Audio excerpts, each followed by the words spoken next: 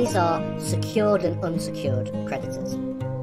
Now, this is a little bit more complicated, but a secured creditor are ones who are associated with an issuance of credit or product that is backed by a certain amount of collateral. Now, it's better probably to use some examples.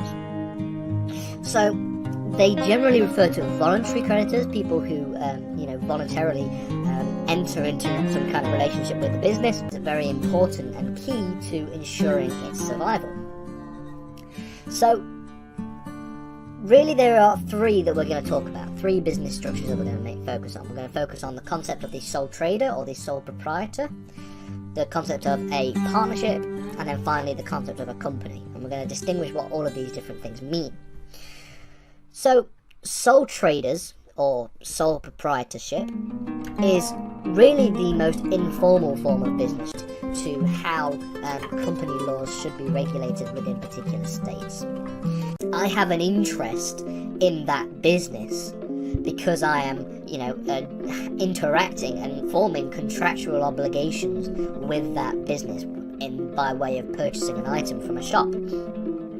You could also talk about tort and crime victims, so people who have been wronged by the business will have an interest in seeing that come to some kind of justice, whether that be a tort or whether that be a crime, a criminal procedure. We'll talk about company law, and really the concept of a company is simply that it is an abstract entity. It is a legal fiction, if you will, okay? It is just a legal entity which we utilize to do business and operate business in a particular way. Our modern understanding of the company, the sort of modern interpretation of companies that really hasn't changed that much, since the 16th century began, and it exists separately from the people who are running the business. And that's why, unlike with partnership and sole traders, the people who run and operate a company may come and go over a period of time, whereas the company will stay the same. You cannot say the same for a sole trader or a partnership. If somebody decides to retire from a partnership, or if they're a sole trader and they decide to retire, that requires, where a debtor has less liability to pay off the debts of the particular business, but in some cases the debts may have to be paid out using personal finances. And so you have to really ask yourself, what are the risks associated with this business structure? And the final question you would ask is, does this business form provide for the most efficient organizational structure? Because organizing a business is key. Now, we will be referencing the Companies Act a lot throughout this series of lessons, obviously, but the Companies Act itself is particularly huge. It's a very, very, very big, thick, dense piece of legislation, so I wouldn't encourage anybody to read it from start to finish, but we will be referencing all the important parts throughout. And then in 2015, we have a reform to small business, and with the small business enterprise type of business structure I want to use legally to operate my business, then I have to really ask myself three questions. The first is, will the chosen business form facilitate the raising of required capital for the particular business? Or in other words, will the business form, will it meet the capital requirements? Because for some businesses, it requires the creation and the raising of capital, and makes it not a company later on. So, really, each business form operates in a certain way for a particular purpose. Now, they're generally tailored towards different types of business operations that people might want to partake in. So there are a number of factors that contribute to somebody choosing a particular business form. So if I want to start a business, and I want to try and pick in countries like England and the Netherlands, we've got, for example, one of the most famous and arguably the largest was the East India Company, that spanned across the empire. And the point of these companies, the point in turning your business into a company, is to be able to build on and expand business practices and do more business effectively. So then the sole tradership that exists wouldn't exist anymore, because it's directly connected to the person operating the trades. It's also, companies are also heavily regulated through a number of pieces of legislation. We've already mentioned them, a number of them here today. We've got mainly the Companies Act 2006, we have the Insolvency Act 1986 for if a company becomes insolvent, and we also have things like when we're referring to from the particular individual or individuals who are establishing it. So it means in order for a company to exist, there has to be a process of incorporation, and this process is a way in which a company exists legally as its own separate person within law.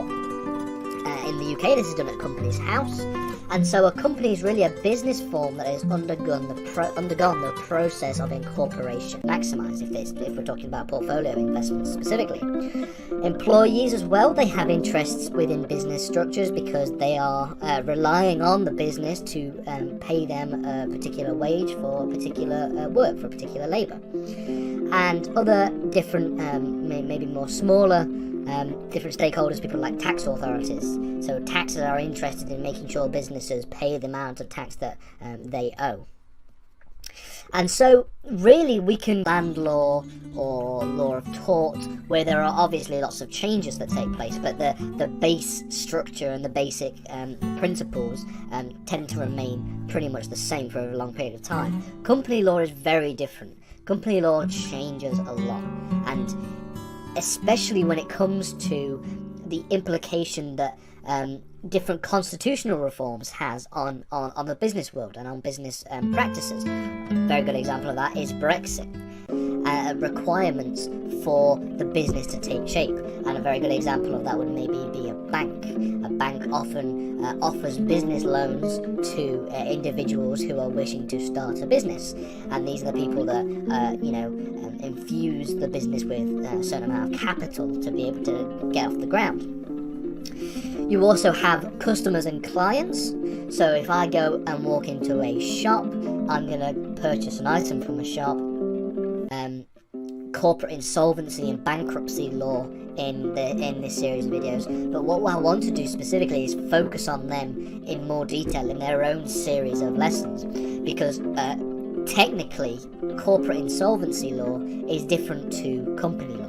It relates to business practices and it relates to companies, but corporate insolvency is a very specific environment that takes place after a number of things happen, and the main one being come to a near endless list of different kinds of stakeholders that we can identify within a business. But how would we identify the different types of stakeholders? And this is why we look at things like creditors. Now, a creditor is simply somebody or an entity who has entered into business with a company. So this can be either voluntarily or involuntarily. This can be on the one hand a secured interest, which we'll talk about in a little minute, and it could also be an unsecured interest. It could be an interest that is a strong interest and a weaker interest. And you can probably pick and choose which ones fall into the sort of strong and weak distinction when we go through this list. So one such stakeholders in a company or a business are lenders, and these are the people that maybe provide the capital. We also talk about international company law, and while they will play a role, obviously the EU is going to play a major role when we're talking about different ways in which company law operates in the UK. We're not going to focus on them specifically. So let's begin to talk about companies themselves. So that's the sort of housekeeping done and out of the way. Let's talk about specifically what we are talking about with companies. And we're going to begin by looking at what are the different kinds of when it comes to the specifically the legislative evolution of company law. It should be noted that there have been quite a few interesting changes in very recent years, and by very recent I mean literally last year. So really we're talking about since 2006, because it's important that we look at the sort of modern evolution of company law, because company law changes quite a lot. It's not like modern legislative evolution of companies, namely since the Companies Act 2006. Then we're going to look at what it means to be a stakeholder in a company, what different kinds of stakeholders there are, and then from that we're going to build upon the concept of business creditors, have a look at the different types of creditors, the distinction between, for example, a secured and an unsecured creditor, so on and so forth, before we finish up by looking at different business contractual liabilities of a company, things like the Corporate Manslaughter Act. And you've also got regulation from supranational institutions like the European Union, mainly EU directives, and a few pieces of EU case law as well from the ECJ. And obviously we have to talk about the impact of Brexit on company law. And then you've also got a number of international law regulations that seem to act as sometimes more of a guide paid using personal wealth. On the other hand, we have a partnership, and it's really the 1890 Partnership Act that identifies really what a partnership is. And it says, I'm just going to read it word for word, that the relationship which subsists between persons carrying a business in common with the view of profit. This is what a partnership is. And really, a partnership will often be regulated by way of contractual obligations. Lenders, managers, investors, for example. And it really means that they can seek securities from the business, okay? Whereby if their interests or their issuance of a credit product, are unable to be secured, then the business will have. Then there is a certain consequence from the business, and that is in the form of securities. By contrast, on the other side of the contrasts that you can have in a company, and in fact not just a company, in business structures in general. So this refers to business stakeholders. Okay, so like I've just said there, it could be a company or it could be any other kind of business form, and we're going to talk about other business forms in a minute. So the different stakeholders, a stakeholder is simply somebody or an entity who has some kind of interest in the company. And this can be, what I want to do in this lesson is introduce the concept of company law. We're going to look at a number of very basic key elements of company law. We're going to be exploring what the concept of company law is. We're going to be looking at the modern evolution of companies. So we're going to look a little bit about the history and where companies originated, the time periods where they became more and more prominent. We're going to mainly focus on the modern. With that being said, let's look at business forms, different business structures that exist in the UK, specifically three main ones, and then we'll refer to really the pros and cons of each one. So, really, this doesn't necessarily have to refer to a company. In fact, spoiler alert, a company is one of the business forms. The other two do not exist as a company, and we'll distinguish between what makes a company and what forms. So we're going to look at what the kind of business forms we can have and what they're useful for and what they're not useful for in some cases. Because there is a difference between company law and there's a difference between that and business law. Because a company is a form of business, it's a business structure, but it isn't the only form of business structure that exists. So what's the first question? The first question is, what is a company? It's really a good place to that might be the case, but not all business structures are geared towards capital, raising of capital and creation of profit. The second question you want to be asking is, what are the risks associated with a particular business form? Specifically, what happens if a particular business fails? In some cases, there are limited liabilities where a debtor legal proceedings against them, but they nonetheless are becoming creditors within a business practice. We can also divide creditors between strong creditors and weak creditors, and Really strong creditors include those that have a stronger position within the business, maybe have stronger leverage within the business. For example, banks and other lenders will tend to have a stronger position within a business because they have provided a certain amount of. And Employment Act 2015, then we start to see the larger reforms that took place, specifically in response to particularly the COVID-19 pandemic. So one example of this is the Corporate Insolvency and Governance Act from 2020. And this act provides new mechanisms and new methods for a company to restructure and also for company rescue and company recovery. Now, we will be talking about structure. It does not require any formal registration. There is no need for any kind of incorporation of the business structure. There is no formal business structure that is required. It is simply how, if you want to start a business, this is the most simple way to do it. The majority of business forms that exist in the UK are sole traders. I believe it's around 65%. With another individual with the intention to carry on business with the common view of profit, then it's that contract that will generally regulate the partnership and will be the source of operations for how the partnership works. And therefore, if you enter into some kind of contractual obligations or enter into some kind of relationship with the view of doing business for a profit, you become de facto partners, and that becomes a de facto partnership. And an example of a voluntary creditor would be something like a lender in a bank. So a lender in a bank voluntarily, provides a certain amount of capital for a particular business. An involuntary creditor could be something like, in the case of tort and crime victims, these people don't intend to enter into some kind of relationship with the business when they are entering, and they're mainly used for very small businesses, sometimes referred to as micro businesses. And these are generally, if you are, for example, a plumber and you are a single self-employed, you work on your own, you tend to be a sole trader because there is less need for a larger business structure when you're a one person operating and doing business around the country, for example.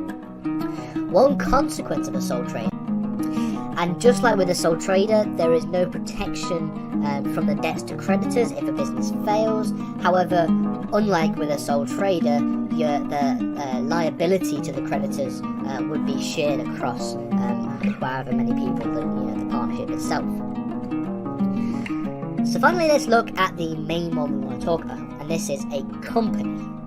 Okay. Now, a company exists as a separate legal entity. Is that there are no protections if this particular business fails. So if you incur debts throughout the operation of your business, which is something that generally happens all the time, it's a natural part of business, you incur debts.